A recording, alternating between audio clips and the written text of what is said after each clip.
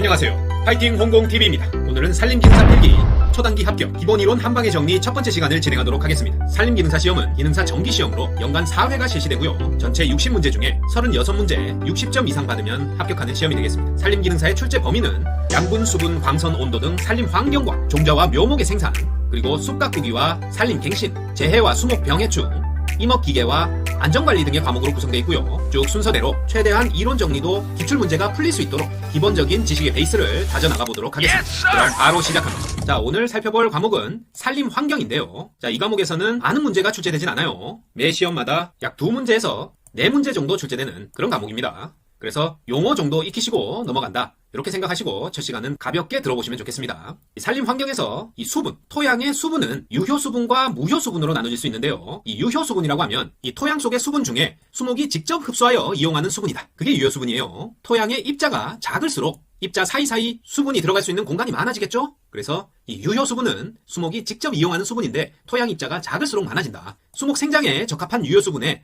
토양 수분 장력 범위, 이 토양 수분 장력이라면 토양이 수분을 붙들고 있는, 끌어당기고 있는 힘을 말해요. Potential Force, 유효수분의 토양 수분 장력 범위는 2.7에서 4.2다. 토양 수분 장력은 토양의 수분이 흡착되어 있는 결합력을 말하는데요. 유효수분이면 2.7에서 4.2의 범위고, 이는 포장 용수량에서 영구 위조점의 범위라고 할 수 있어요. 자, 포장 용수량은 무슨 말이냐? 뒤에서 설명하겠지만 토양이 머금을 수 있는 최대 범위의 수분량이 최대 용수량인데, 그 최대 용수량에서 중력으로 인해서 빠져나가는 이 중력수가 완전히 제거된 후에 토양이 모세관수만을 최대로 보유하고 있을 때의 수분 함량, 그게 포장 용수량입니다. 완벽하게 이해되지 않아도 좋아요. 다음에 또 나오고, 그리고 출제 가능성도 조금 낮기 때문에, 자, 포장 용수량이란 전체 수분에서 중력수가 빠져나간 걸 말한다. 그러니까 그렇게 중력으로 인해서 빠져나간 걸 빼고 수목이 직접 모세관을 통해서 흡수할 수 있다, 이거죠. 그러니까 최대 포화 상태에서 중력수를 뺀 나머지 모세관을 꽉 채울 수 있는 토양의 수분, 그게 포장 용수량인데, 그거 이상의 수분은 과습을 유발할 수 있습니다. 그리고 영구 위조점, 영구 위조점은 토양이 건조해져서 점점 토양 속 수분이 줄어들면 토양과 물입자가 점점 더 단단히 결합해서 식물의 뿌리가 이걸 이용할 수 없게 돼요. 그래서 식물이 시들게 되고 다시 물을 주어도 회복되지 못하는 상태, 그게 영구 위조점입니다. 그래서 영구 위조점 이하로 수분이 줄어들게 되면 수목이 이용하기가 불가능하다. 그래서 수목 생육에 적합한 최적 함수량은 최대 용수량의 60에서 80% 범위다. 자, 그리고 반면에 무효수분이란 영구 위조점에서 토양이 머금고 있는 수분의 양이 무효수분입니다. 더 이상 수목이 이용할 수 없는 상태, 그런 수분은 무효다, 그런 뜻에서 무효수분이라고 부르고, 고등식물의 생육이나 미생물 활동에 부적합한 수분을 말해요. 토양과 단단히 결합돼 있어서 더 이상 뿌리가 그걸 떼내서 이용할 수가 없다. 무효수분. 자, 식물이 수분을 흡수하는 방법은 삼투압과 마갑의 차이에 의해서 수분을 흡수합니다. 식물의 뿌리세포 자체의 삼투압이 토양 용액의 삼투압보다 높아서 수분이 뿌리 쪽으로 흡수된다. 이런 걸 능동적 흡수라고 합니다. 삼투압이란 세포 내로 수분이 들어가는 압력이고, 마갑은 세포 바깥으로 수분이 배출되는 압력을 말해요. 삼투압은 세포 내로 들어가는 거고, 마갑은 세포 바깥으로 나가는 압력이다. 식물의 뿌리 중에 수분 흡수가 가장 왕성한 부분은 금모부입니다. 식물의 뿌리를 구분했을 때 수분 흡수가 가장 왕성한 부분, 금모부, 요건 꼭 기억해 두시고요. 자, 아까 나왔던 용어 정리 다시 해보면, 토양 수분 장력 Potential Force란 토양에 흡착된 수분이 어느 정도의 힘으로 결합되어 있는지를 나타내는 지표로 수주 높이의 절대치로 나타낸다. 로그 H로 나타낸다. 자, 이건 뭐 기사 시험 정도 돼야 나올 수 있는데, 또 우리 시험은 기출됐던 문제 외에 매 회차마다 그때만 나오는 새로운 문제들이 약 10문제 정도 출제됩니다. 대부분 맞추기 어렵게 출제되기 때문에 이런 단순한 용어 정도는 꼭 암기를 하고 계셨으면 좋겠어요. 토양 수분 장력 PF는 로그 H다. 수주 높이의 절대치. 그리고 포장 용수량은 최대 용수량에서 중력수가 완전히 제거된 후에 토양이 모세관수만을 최대로 보유하고 있는 수분의 함량입니다. 그래서 이 유효수분이라고 하면 포장 용수량, 모세관수가 최대일 때부터 영구 위조점까지 그 사이에 있는 수분이 바로 유효수분이 되겠죠. 최대 용수량이란 토양의 모든 빈 공간이 물로 꽉 찬 상태에서의 수분 함량을 말한다. 자, 중력수란 비가 많이 온 후에 물이 토양의 모든 빈 공간을 차지하여 포화 상태에 놓인 후 일정 시간 동안 중력에 의해서 저절로 배수되는 물, 그게 중력수입니다. 중력에 의해서 자유롭게 이동한다. 포텐셜 포스 2.5 이하가 중력수입니다. 그리고 모세관수, 모관수라고도 하는데, 모세관수는 중력에 저항해서 자연스럽게 배수가 되지 않고 토양 입자와 물 분자 간의 부착력에 의해서 모세관 사이에 남아있는 물로 수목이 가장 유용하게 이용하는 토양 수분입니다. 자, 요건 자주 출제됩니다. 모세관수, 토양 입자와 물 분자 간의 부착력에 의해서 모세관 사이에 남아있는 물로 수목이 가장 유용하게 이용하는 수분은 뭐냐? 모세관수입니다. 식물의 유효수분이라고 하면 이 모세관수, 모관수를 말하고 포텐셜 포스 2.7에서 4.5를 나타낸다. 자, 그리고 흡습수와 결합수에 대한 문제도 출제되는데요. 자, 흡습수라고 하면 공기 중 수증기를 토양 입자에 응축시킨 수분으로 토양 알갱이와 매우 단단히 부착되어 있어서 뿌리의 흡수 이용은 불가능한 상태를 흡습수라고 해요. pF 4.5에서 7까지 훨씬 더 강하게 결합돼 있죠. 그리고 그보다 강하게 결합된 것이 결합수입니다. 말 그대로 토양의 분자를 구성하는 수분으로 수목에 흡수되지 않지만 화합물의 성질에 영향을 준다. pF 7 이상을 나타내는 결합수입니다. 자, 그리고 목부라고 하면 수분의 이동 통로죠. 도관세포로 이루어져 있으며 수분의 이동 통로다. 목부. 반면에 사부는 체관세포로 이루어져 있으며 양분의 이동 통로예요. 사부, 체관, 양분. 이렇게 외우셔야 되고 목부, 도관, 수분입니다. 목도수, 사체양. 목도수, 사체양이다. 자, 이 목부, 도관세포로 이루어진 수분의 이동 통로 목부는 화렵수의 경우 목부에 도관이 발달해 있고 침엽수의 경우에는 이 도관이 없고 가도관이 있습니다. 화렵수는 도관이 발달했고 침엽수에는 도관이 없고 가도관이 있다. 체관세포는 사부, 양분의 이동 통로입니다. 자, 그 다음에 증산작용이란 식물의 수분이 기화돼서 대기 중으로 배출되는 것을 증산작용이라고 해요. 주로 잎의 기공을 통해서 이 증산작용이 일어난다. 수목의 증산작용이 주로 이루어지는 부위는 뿌리 줄기가 아니라 잎입니다. 식물의 수분이 기화돼서 대기 중으로 배출되는 것, 증산작용. 잎에서 이루어진다. 자, 이 증산작용이 왕성해지는 조건은 광도, 빛은 강할수록, 습도는 낮을수록, 그리고 온도는 높을수록. 자, 요 세 가지는 꼭 기억하십니다. 증산작용이 왕성한 조건은 광도는 강하고, 습도는 낮고, 온도가 높을수록 증산작용이 왕성하다. 그리고 기공의 개폐가 빈번할수록 기공의 크기가 크고 밀도가 높을수록 증산작용이 왕성합니다. 자, 이러한 증산작용의 효과는 잎의 온도를 낮추고 무기염류의 흡수와 이동을 촉진시키는 기능을 한다. 잎의 온도를 낮추고 무기염류의 흡수와 이동 촉진, 증산작용의 효과입니다. 자, 증산계수, 요수량이란 용어 꼭 알고 계셔야 되는데요. 요구하는 수, 물의 양이다. 나무가 건조물질 1g을 생산하는 데 필요한 수분의 양을 증산계수, 필요한 물의 양으로 나타냅니다. 요수량으로 부른다. 자, 이 요수량은 공중 습도가 낮고 일조가 부족하고 바람이 심하고 토양이 척박할 때 요수량이 커집니다. 자, 그래서 이 증산계수 값이 큰 나무와 증산계수 값이 작은 나무, 요수량이 큰 나무, 물을 좋아하는 나무, 그렇게 보시면 되죠. 증산값이 크다. 그건 비교적 높은 토양 수분도를 요구하는 수종이다. 그런 뜻이고 참나무류, 버드나무류, 나구송, 오리나무, 가뭄비나무 등이 증산계수값이 큰 나무입니다. 반면에 증산계수값이 작은 나무로는 비교적 건조한 토양에서 잘 견디는 수종이다. 이렇게 이해하시면 되고 향나무, 자작나무, 소나무, 노간주나무 등이 여기에 속하겠습니다. 증산계수값이 작은 나무다. 자, 토양이 건조할 때는 뿌리의 수분 흡수력이 증가하고 증산작용이 억제됩니다. 토양이 건조하니까 되도록 잎으로 수분을 뺏기면 안 되겠죠? 뿌리의 수분 흡수력이 증가하고 증산작용은 억제된다. 자, 다음은 양분에 대해서 알아보면 자, 수목 생육에 필요한 필수 원소에는 많은 양이 필요한 다량 원소와 조금만 있어도 되는 미량 원소로 나눠집니다. 자, 이 필수 원소라고 하면 수목 생육의 필수 불가결한 원소로 다른 원소로 대용이 불가능한 걸 필수 원소라고 한다. 필수 원소에는 다량 원소와 미량 원소가 있는데 다량 원소에는 종류를 쭉 외우고 계셔야 돼요. 빈출 문제다. 탄소, 수소, 산소, 질소, 황, 칼륨, 인, 칼슘, 마그네슘 등이 있어요. 탄수산, CHO, 그리고 지린칼, N, NPK, 그 외에 황, 칼륨, 마그네슘도 다량 원소에 속한다. SCA, MG까지입니다. 9개의 다량 원소 꼭 기억해 두십니다. 탄산수, 지린칼, 황칼마, 탄산수, 지린칼, 황칼마. 자, 반면에 미량 원소에는 여기에 나와 있는 것 정도 꼭 기억해 두십니다. 자, 철, 망간, 아연, 구리, 몰리브덴, 붕소, 염소까지 이런 것들은 미량 원소다. 자, 다량 원소와 구분해서 섞어놓고 찾는 문제 자주 출제됩니다. 철, 망간, 아연, 구리, 몰리브덴, 붕소, 염소는 미량 원소다. 자, 그 중에 자주 출제되는 몇 가지 원소들을 보면 그 원소가 하는 역할과 특징에 대해서 물어봅니다. 먼저 질소는 식물체 내에서 단백질의 합성에 필요하며 주로 생장에 작용한다. 주로 생장에 작용하는 것은 질소입니다. 그래서 질소 결핍 시 생장 불량이 일어나고 잎이 짧아지고 작아지며 뿌리 신장에도 제한이 있어요. 그래서 잔뿌리량이 적어진다. 질소가 부족했을 때의 특징입니다. 반면에 질소를 과용하게 되면 도장 현상이라고 하죠. 도장지, 우자랑 가지, 도장지가 발생하고 잎은 색깔이 진한 짙은 녹색으로 변한다. 그리고 세포벽의 연화로 인해서 가뭄과 병충해에 약해집니다. 뭐가 부족할 때? 질소 N이 부족할 때 일어나는 현상이다. 자, 그리고 인산, P는 에너지의 공급과 관련이 깊습니다. P는 에너지 공급과 관련이 깊다. 그리고 수목체 내에서 이동이 가장 쉬운 양분이다.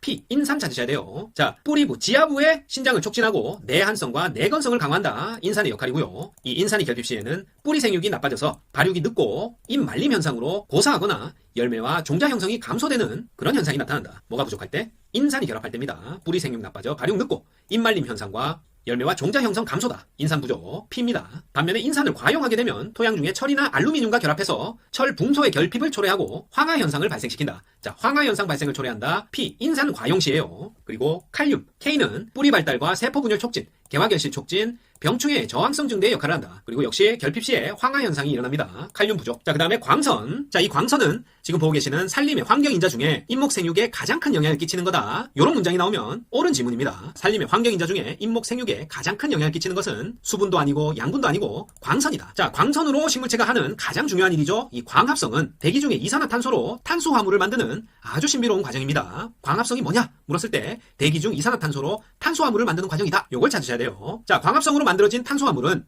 사부, 체관을 타고 이동을 하게 되고 수목의 생장과 호흡, 저장물질로 이용됩니다. 광합성으로 생산된 탄수화물의 이용은 체관을 타고 이동해서 수목의 생장과 호흡 또는 저장물질로 이용된다. 자, 대기 중에 이 이산화탄소 CO2의 농도는 0.03%예요. 그래서 일반적으로 수목이 이용하기에 부족한 양입니다. 충분하다 하면 틀린다. 대기 중 이산화탄소 농도는 0.03%로 일반적으로 부족한 양이다. 태양의 하루 동안의 변화, 일변화에 따른 광도 차이는 광합성에 당연히 영향을 주겠죠. 빛의 세기, 광도 차이는 당연히 광합성에 영향을 주며 대체로 오전 11시경이 최대치입니다. 계절적인 변화에 따라서도 온도, 광도, 옆면적이 달라지므로 광합성량도 달라진다. 자, 그늘에도 잘 견디는 음수, 음엽은 부족한 광도에서도 광합성 효율이 좋습니다. 자, 그러니까 음수, 음엽으로 불리겠죠. 음수, 음엽은 부족한 광도에도 광합성 효율이 높다. 맞고요. 토양에 수분이 부족하거나 질소가 결핍되면 광합성이 억제된다. 맞습니다. 토양에 수분이 부족하거나 질소가 결핍돼도 광합성이 억제됩니다. 자, 농약 등 약제살포는 옆면의 기공을 막아서 빛의 세기, 광도를 줄여서 광합성에 부정적인 영향을 끼친다. 약제살포가 잎에 기공을 막게 되면 광도를 줄여서 광합성에 부정적인 영향을 끼친다. 맞겠죠? 자, 광도가 너무 낮아도 문제고 너무 높아도 문제입니다. 광도가 너무 낮으면 광합성으로 얻는 물질량보다 호흡으로 잃어버리는 물질량이 많게 되고요. 광도가 너무 높다. 그랬을 경우에는 광합성 효율이 저하됩니다. 그래서 수목마다 적정 광도를 비춰줘야 된다. 자, 최소 수강량이라고 하면 수목 생육에 있어서 최소한으로 자, 이만큼 정도는 빛을 받아줘야 수목이 생장할 수 있다. 수목이 살아갈 수 있다. 그런 뜻이죠. 최소 수강량은 전나무는 4%, 낙엽석류는 10에서 15% 정도입니다. 당연히 음수림이 양수림보다 빛을 적게 요구하니까 최소 수강량도 양수림보다 낮고요. 수종에 따라서 광합성 능력에 차이가 존재합니다. 자, 잎의 모양도 다르고 수목의 계절적 생육 특성이 다 다르기 때문에 당연히 수종에 따라 광합성 능력에도 차이가 존재합니다. 자, 같은 옆면적, 잎의 면적을 기준으로 해서 참나무류가 당연히 소나무류보다 광합성률이 높습니다. 옆면적이 넓은 참나무류가 소나무류보다 광합성률이 높다. 자, 수목의 잎의 엽록체가 주로 흡수하여 광합성에 이용하는 광선으로 일반적으로 수목의 광합성이 활발히 일어나는 광파장의 영역은 자, 400에서 700 나노미터대입니다. 자, 우리가 광선을 파장이 짧은 것부터 자외선, 가시광선, 적외선으로 나눴을 때 자, 이 400에서 700 나노미터 영역은 가시광선 영역이다. 자, 이 가시광선 영역이 일반적으로 수목의 잎의 엽록체가 흡수해서 광합성에 이용하는 광선입니다. 일반적인 햇빛이죠. 그리고 이 자외선, 광파장 영역이 400 나노미터 이하의 파장이 짧은 자외선 영역은 식물의 신장을 억제합니다. 자외선 영역은 파장이 짧아서 식물의 신장을 억제한다. 자, 광합성에 이용하는 파장이 다른 두 수종으로 혼효림, 섞어서 인분을 조성하게 되면 섞어서 심는 효과, 혼효 효과가 더 높게 나타납니다. 그래서 혼효림을 조성할 때 광합성에 이용하는 파장이 다른 두 수종을 섞어서 심는다. 자, 다음은 양수와 음수인데요. 자, 수목은 음지에서 견디는 정도인 이 내음성을 기준으로 양수, 중용수, 음수로 나눌 수가 있습니다. 보통 어린 나무일 경우에는 이 내음력이 좀 더 크고 자라면서 내음력이 줄어들어요. 나무는 어릴 때 내음력이 크고 자라면서 줄어든다. 그리고 보통 수령이 많아질수록 나이가 들어서 노쇠한 수목일수록 더 많은 광량을 필요로 한다. 자, 먼저 양수는 햇빛을 좋아하는 수목이죠. 내음성이 약하고 높은 광도에서 광합성 효율이 높은 게 양수입니다. 그래서 햇빛을 잘 받기 힘든 아래까지는 자연적으로 죽어버리는 자연고사, 자연전지되어서 떨어지기가 쉽고요. 이웃한 상층목의 압박으로 제대로 성장하지 못하는 피압으로 인한 피해가 크다. 햇빛이 생장에 아주 큰 영향을 미치니까 햇빛을 못 받는 아래까지나 상층목에 의해서 피압되게 되면 양수는 자연고사하거나 피압으로 인한 피해가 많이 발생한다. 자, 우리 시험에서 양수를 찾아라, 음수를 찾아라. 다음 중 양수가 아닌 것은, 음수가 아닌 것은 하는 문제가 거의 매 시험마다 출제가 됩니다. 그래서 양수, 음수에 속하는 수백 개의 수종을 모두 암기할 수는 없기 때문에 대표적으로 시험에 자주 등장하는 수목의 종류는 꼭 외우고 있어야 돼요. 그래서 일단 양수부터 외워보면 자, 이렇게 시를 만들어서 외워봅니다. 포플러, 튤립, 쥐똥향 층층한데 측은히 얼굴 붉히자 밤배 벗사모 무등산 위 오이 자주낙소. 자, 포플러 나무, 플라타누스, 쥐똥나무, 향나무, 층층나무, 측백나무, 은행나무, 북나무, 히말라야 시다, 자귀나무, 밤나무, 배롱나무, 벚나무, 삼나무, 오동나무, 무궁화 등 산수유, 위성류, 오리나무, 이팝나무, 자작나무, 주엽나무, 낙엽송, 소나무. 자, 이렇게 하면 요 시로 다 외운 거고요. 그 밖에도 개나리, 메타세코이아, 모가나무, 조팝나무, 석류나무, 철쭉, 느티나무, 가죽나무, 참나무, 백목련 등이 양수가 되겠습니다. 자, 한 번 들어서 다 외울 수가 없으니까 일단 이 시절을 자주 중얼중얼거리면서 한번 외워보시고 여러 번 들으시면 또 외워집니다.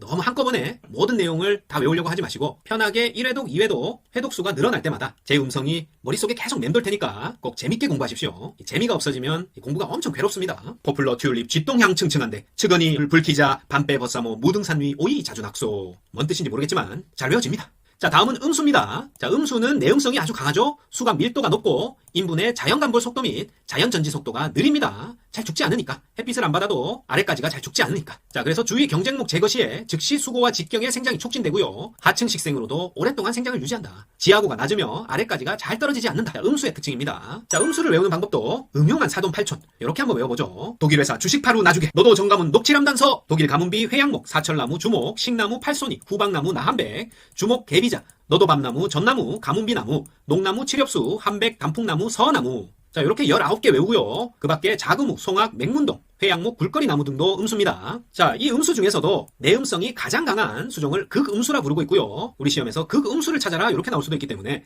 회양목, 사철나무, 나한백, 주목, 개비자나무, 굴거리나무는 음수 중에서도 내음성이 가장 강한 극음수로 분류된다. 외우는 방법은 회사, 나주, 개굴 이렇게 외웁니다. 회사, 나주, 개굴, 개굴. 개구리가 회사를 달라내요. 회사, 나주, 개굴, 개굴. 자, 다음은 온도입니다. 자, 온도 파트에서는 산림대에 대한 내용만 정확히 알고 계시면 돼요. 이 산림대라고 하면 위도와 해발고도에 따라서 주로 연평균 기온을 중심으로 이 수평적으로 지대를 구분하여 일컫는 걸 말하는데요. 지대별로 산림 환경의 특성과 수종 분포를 파악해서 산림을 분류하는 방법이 이 산림대입니다. 자, 이 산림대를 결정하는 가장 중요한 자연 조건은 기후입니다. 자, 기출 문제였고요. 산림대를 결정하는 가장 중요한 자연 조건이 뭐냐? 기후 찾으셔야 돼요. 자, 식물은 수분이 충분히 주어질 경우에 5도씨 이상에서는 성장이 가능합니다. 자, 우리나라의 수평적 산림대를 구분해보면 기준은 올량지수와 위도를 기준으로 하고요. 남쪽에서부터 난대림, 온대림, 한대림으로 구성되어 있습니다. 그래서 우리나라 산림대 구분을 난대림, 온대남부림, 한대림 이렇게 구성한다 하면 틀려요. 난대림, 온대림, 한대림으로 구성되어 있고 이 온대림을 구체적으로 구분하면 온대남부림, 온대중부림, 온대북부림으로 나눌 수 있는 거지. 여기 중에 하나만 뽑아서 난대림, 온대북부림, 한대림으로 구성되어 있다. 이런 보기는 틀린 보기입니다. 자, 기출됐던 문제고. 자, 우리나라가 속해 있는 산림대와 가장 가까운 것은 온대낙엽수림입니다. 우리나라가 속해 있는 산림대와 가장 가까운 것은 온대낙엽수림이다. 자, 우리나라는 온대림의 면적이 가장 넓고요. 그래서 세 개로 나눠서 분류하고 있죠. 온대남부, 온대중부, 온대북부. 넓어서 그렇다. 온대림의 면적이 가장 넓다. 자, 우리나라 산림대는 난대림, 온대림, 한대림으로 분대고요. 열대림은 분포하지 않습니다. 자, 주로 난대림에는 상록 화렵수가 자라고요. 동백나무, 후박나무, 아외나무, 가시나무, 사철나무, 녹나무, 식나무, 돈나무, 해송, 삼나무가. 자, 시간이 있으신 분들은 자, 나무가 어떻게 생겼는지 지금 이름만 봐서는 모르시겠죠. 조금 여유가 있으신 분들은 그래도 어떻게 생긴 나무인지 정도는 알고 계시는 게 상식적으로도 도움이 많이 되니까 파이팅 홍콩TV의 재생 목록 중에 조경기능사 실기 영상 목록을 보시고 거기서 수목감별 120종을 보시면 여기에 나와 있는 대부분의 나무들이 사진과 함께 자세하게 설명이 되어 있으니까 그걸 한번 쭉 보시는 것도 많은 도움이 되실 것 같아요. 시간이 없을 때는 안 보셔도 된다. 자, 그리고 온대림에는 주로 낙엽 화렵수가 있고요. 느티나무, 참나무, 소나무, 단풍나무, 박달나무, 잣나무, 전나무, 곰소리 요 온대림에 속합니다. 여기에 침엽수도 있지만 실제 우리나라에 임상적으로 봤을 때는 침엽수와 낙엽 화렵수 섞여서 자라겠죠. 하지만 주로 낙엽 화렵수가 자란다. 이렇게 이해해 주시면 되고 한대림의 경우에는 주로 침엽수, 고산수종이 자라고요. 가문비나무, 분비나무, 잎갈나무, 잣나무, 전나무 등이 여기 한대림에서 주로 자라는 수종이 되겠어요. 다음 중 고산수종을 찾아라 했을 때 가문비나무, 분비나무, 잎갈나무, 잣나무, 전나무 등이 고산수종이다. 자, 그리고 기출문제 중에 대나무류 중에 맹종죽의 원산지를 찾아라 그랬을 때는 중국입니다. 대나무류 중에 맹종죽의 원산지는 중국이다. 자, 다음은 마지막으로 토양에 대해 알아보겠는데요. 먼저 암석과 토양의 성질을 살펴보면 우리나라 지각 대부분을 이루고 있는 암석은 화성암입니다. 지구 내부에서 생성된 고온의 마그마가 굳어서 이루어진 이 화성암에는 종류를 외우고 있어야 돼요. 화성암의 종류는 화안현섬, 화강암, 안산암, 현무암, 섬노감이 있다. 화안현섬 이렇게 외웁니다. 자, 화성암의 종류와 변성암의 종류 여기에 속하는 것들을 꼭 암기하고 계셔야 돼요. 다음 중 화성암이 아닌 것은, 다음 중 변성암이 아닌 것은 이렇게 물어본다. 간단하게 물어보죠. 우리 시험은 생각하고 응용하고 푸는 시험이 아니에요. 그냥 외우라고 하는 것 외워서 10분에서 15분 만에 60문제 다 풀 수 있다. 응용력을 테스트하는 시험은 기사 시험까지도 잘 안 나오고 기술사 정도 돼야 면접도 보고 논술도 보기 때문에 너무 깊이 있게 지적 호기심을 꺼내시면 안 됩니다. 자, 그리고 변성암의 종류에는 변편대사문 이렇게 외웁니다. 변성암의 종류에는 편마, 대리암, 사문암이 있다. 변편대사문. 그리고 퇴적암의 종류에는 사암, 혈암은 셰일이죠. 그리고 전파암이 퇴적암에 속합니다. 화성암의 종류에는 화안현섬, 화강암, 안산암, 현무암, 섬노감이 있고 변성암의 종류에는 변편, 대사문, 편마암, 대리암, 사문암이 있다. 자, 우리나라 전국 산지 대부분에서 출현하는 토양은 갈색 산림 토양입니다. 기출문제. 우리나라 전국 산지 대부분에서 출현하는 토양이다. 갈색 산림 토양 찾으셔야 됩니다. 자, 토양 입자의 직경이 0.02에서 0.2mm다. 자, 이는 미사가 아니고 조사입니다. 거친 모래를 뜻하는 조사의 직경이 0.02에서 0.2mm다. 그리고 토양의 삼상이라고 하면 고체 상태, 액체 상태, 기체 상태인 고상, 액상, 기상으로 분류하는 것이 토양의 삼상입니다. 고상, 액상, 기상. 그리고 식물의 생육에 적합한 비율은 고상 50%, 액상 25%, 기상 25%예요. 50, 25, 25. 고액기순입니다. 자, 토양의 성질을 뜻하는 토성은 점토의 함량을 기준으로 그 성질을 얘기하는데요. 진흙이 조금 섞인 모래흙이다. 사토고요. 그 다음이 모래참흙. 진흙이 조금 섞였죠? 사양토입니다. 그리고 참흙. 중간 정도 진흙이 섞였다. 참흙. 양토고요. 그 다음에 약간 진흙이 많이 섞였다. 질참흙. 식양토라고 부릅니다. 그리고 마지막으로 진흙은 식토다. 모래흙은 사토. 진흙은 식토인데 그 중간에 참흙, 양토가 있고요. 모래가 더 많이 섞이면 사양토, 진흙이 더 많이 섞이면 식양토라고 부릅니다. 사토, 사양토, 양토, 식양토, 식토순이다. 자, 우리나라의 토성을 구분하는 문제로 기출됐던 문제는 사질토라고 하면 대부분 모래로 구성되어 있는데 오답으로 모래를 50% 이상 함유한 게 사질토다. 이렇게 나왔어요. 모래 50% 이상 함유한 게 아니고 대부분 모래로 구성된 게 사질토입니다. 그리고 양질사토. 사토는 사토인데 양질이다. 미사와 점토가 25% 정도 함유됐을 때 양질사토라고 하고, 양질점토는 점토가 훨씬 많이 섞였죠? 점토가 45에서 65% 함유됐다. 양질점토입니다. 양질사토는 미사와 점토가 25%, 양질점토는 점토가 45에서 65%, 점토는 점토가 65% 이상 함유됐을 때 점토라고 부릅니다. 자, 토성을 결정하는 3요소다. 모미점, 모미점입니다. 자갈은 아니다. 토성 결정 3요소는 모미점, 모래, 미사, 점토입니다. 자갈 아니다. 자, 다음은 토양의 단면도인데요. 이 토양은 기후나 식생, 지형과 경과 시간에 따라 빛깔과 입자의 크기가 달라져서 층을 이루게 된다. 그래서 토양을 단면으로 잘라보면 명확하게 이렇게 층이 구분되어지는데 그 순서로는 위쪽에서 아래쪽으로 유기물층이 먼저 나오고 그 다음에 표토층, 심토층, 모재층, 마지막으로 암석, 지반층이 드러나는 게 토양 단면도의 순서가 되겠습니다. 자, 그 중에서 이 유기물층, AO층이라고 하는데요. 오가닉, 유기물층은 낙엽 및 그 분해 물질이 대부분 유기물로 되어 있는 토양 고유의 층으로 L층, F층, H층으로 구성되어 있어요. L층은 아직 썩지 않은 낙엽 등의 유기물층으로 낙엽층이라고도 부른다.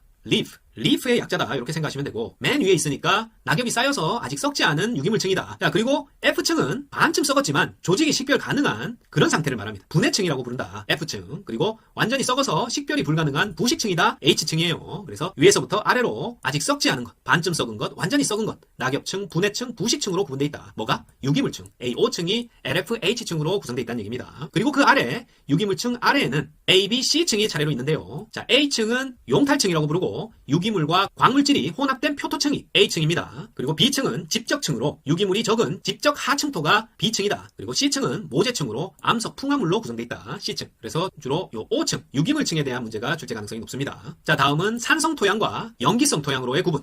토양을 산도에 따라서 구분하면 강산성 토양이다 하면 pH 농도 3.8에서 5.4를 말하고, 중성이다, 약산성이다 하면 pH 5.5에서 7.2, 염기성, 알카리성이다, pH 7.3 이상을 말해요. 요 수치는 그래도 알아둘 필요가 있다. 약산성, 중성이다, 5.5에서 7.2. 요것만이라도 외워두시면은 그보다 pH 농도가 낮으면 산성이고 높으면 염기성이다. 이렇게 구분할 수 있겠죠. 자, 그래서 대부분의 인목은 중성에 가까운 pH 5.5에서 6.5에서 잘 자랍니다. 요게 기출이다. 대부분의 인목이 가장 잘 자라는 pH 농도대를 찾아라. 중성에 가까운 pH 5.5에서 6.5다. 그리고 침엽수와 화렵수가 잘 자랄 수 있는 적정 pH 농도는 pH 5에서 5.5다. 침엽수고요. 5.5에서 6이다. 화렵수가 잘 자랍니다. 요것도 기출된 적이 있다. 그러니까 대부분 5.5에서 6.5에서 잘 자라는데 5.0에서 5.5, 좀 더 산성에 가까운 게 침엽수가 잘 자라고, 그보다 조금 더 높은 5.5에서 6.0의 토양에서는 화렵수가 잘 자란다. 자, 그래서 pH 5.0 이하의 산림지역이다 하면 화렵수보다는 침엽수를 식재하는 게 바람직하겠죠. 약산성 쪽으로 갈수록 침엽수를 심는 게 바람직하다. 자, 일반적으로 산림토양은 겨울에 pH가 높고 여름에 pH가 낮습니다. 가을에 낙엽 등 여러 유기물층이 두꺼워지는 겨울철에 pH가 높고 여름철에는 상대적으로 낮다. 임상의 pH는 낙엽으로부터 염기가 방출되는 시기인 가을이 가장 높습니다. 자, 겨울철과 여름철을 비교하면 겨울철이 높고 여름이 낮고, 실제로 임상의 pH는 낙엽으로부터 염기가 방출되는 시기인 가을이 가장 높습니다. 일반적으로 산림토양은 심토층의 pH가 표토층보다 높다. 야, 요거 주의해 주시고요. 심토층이 표토층보다 pH 높습니다. 그리고 일반적으로 산림토양은 산 위쪽의 pH가 산 아래쪽보다 낮습니다. 그러니까 산 위쪽이 비가 왔을 때 유기물층이 다 씻겨 내려가서 더 산성으로 변했다. 이렇게 생각하시면 간편해요. 위쪽이 아래쪽보다 pH가 낮다. 즉 산성이 더 강하다. 그렇게 이해하십니다. 자, 토양의 산도가 영향을 주는 범위는 비료 효과에 영향을 주고, 인목의 생육과 종자의 발화, 종묘의 생육, 식생 분포, 이런데 다 토양의 산도가 영향을 줍니다. 그리고 마지막으로 우리나라의 산림 토양은 대부분 산성이 강하다. 자, 요거까지 알아두시고 오늘 강의는 마치도록 하겠습니다. 자, 산림기능사 필기 초단기 합격 기본이론 한방의 정리 첫 번째 시간은 여기까지였습니다. 파이팅 공공TV 구독, 좋아요 부탁드리고 저는 다음 시간에 더 알찬 내용으로 다시 찾아뵙겠습니다. 감사합니다.